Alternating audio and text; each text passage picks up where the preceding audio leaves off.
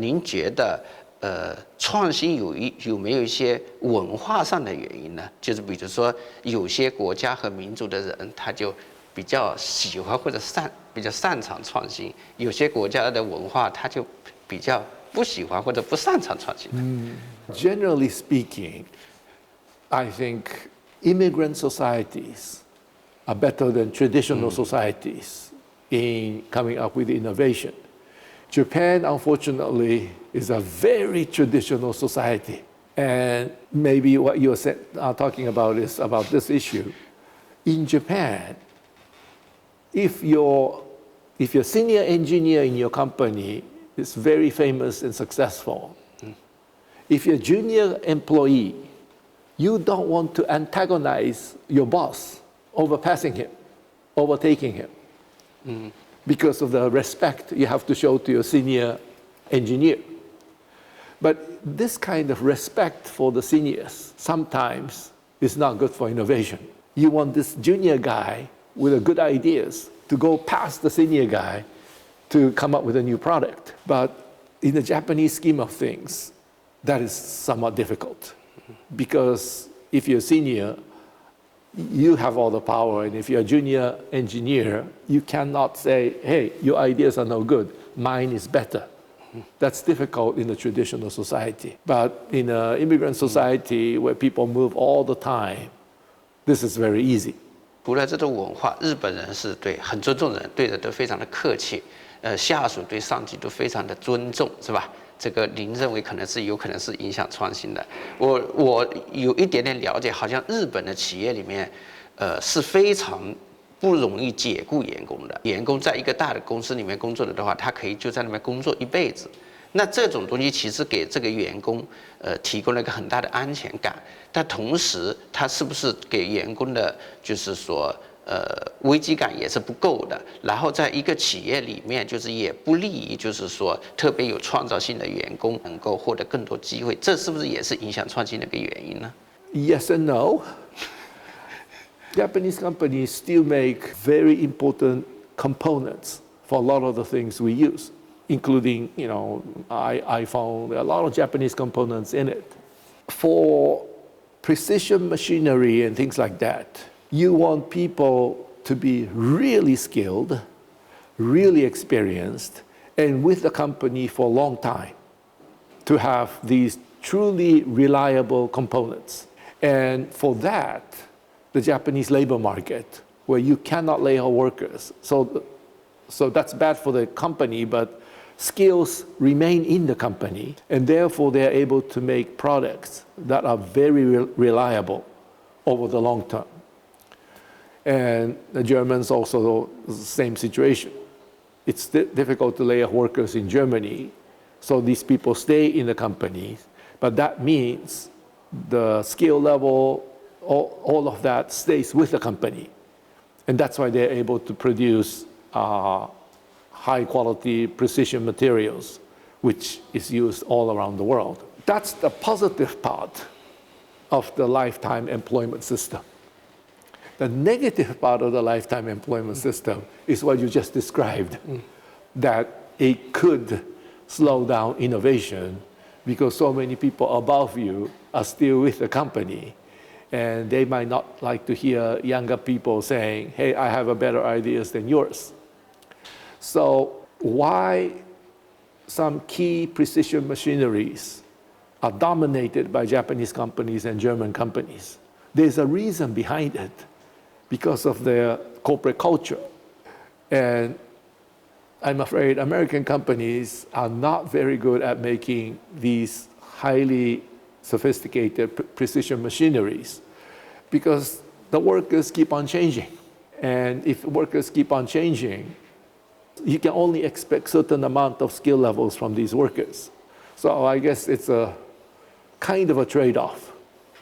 If you want flexible labor force, maybe you should not put all your money on precision machinery.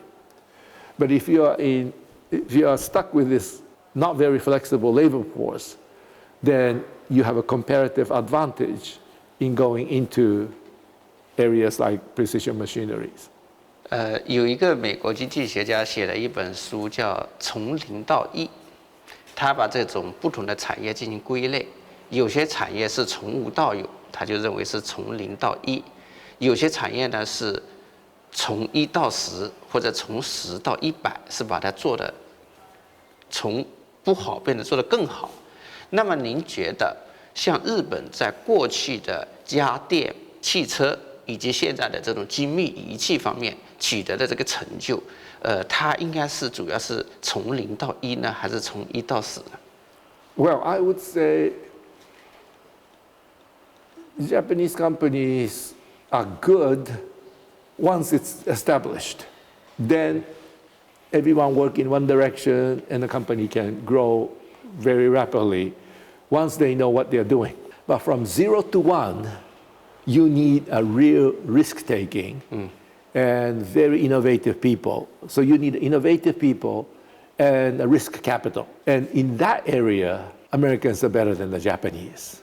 And part of that, as I said, is the tax system. In Japan, for example, stock options were very, very difficult to do until fairly recently. Whereas in the US, stock options was one of the ways to get talented people to the company. And once they're successful, they become rich very quickly. So people are willing to take a lot of risk, willing to work very hard for that, how many years? 3-5 years.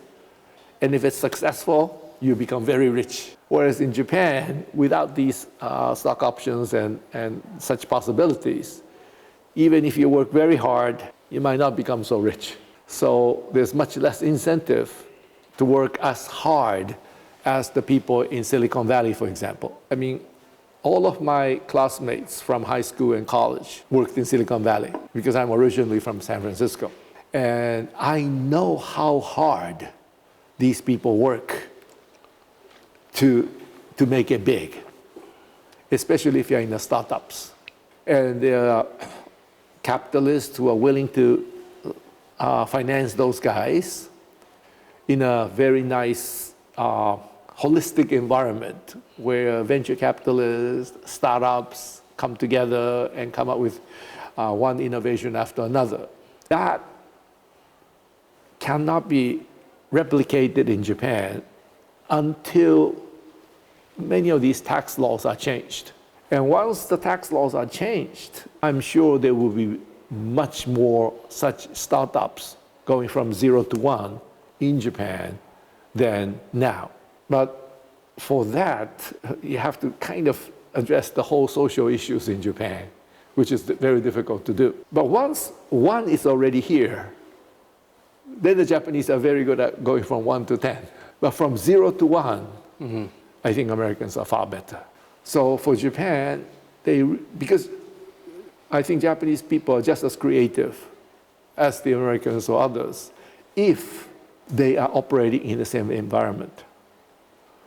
But because tax rules, restrictions against stock options, all of these things discourage Japanese from going that way. And I think that's one of the reasons why it slowed down. 那我尝试总结一下您的观点，就是您觉得日本人其实也是很善于创新的，但是日本的这种社会的这种，比如说这个用工的制度，这个税收的水平，法律的安排，监管的制度，其实总体上对于做0到1的事情是不是很友好的这个环境。但是对于从1做到10这个事情，是日本的这个制度是比较支持的，也做得很好，所以也取得了很高的成就，是不是这样？ Japan is only beginning to realize that immigration is important, and they are trying to attract foreign talent for the first time in history. But they still have a long ways to go before they can catch up with the American system.